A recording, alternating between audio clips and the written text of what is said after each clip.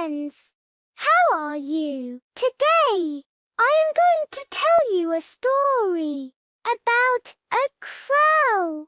So let's start the story. On a bright summer day, in the forest, a thirsty crow went on an expedition to look for water to drink. After looking everywhere, we finally found a pot of water on the land.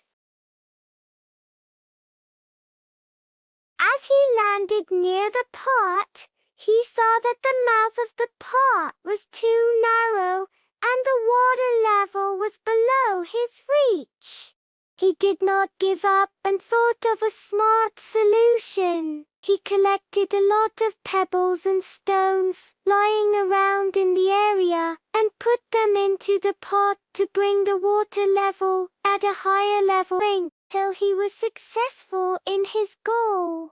He quenched his thirst and flew back into the forest, happy and satisfied.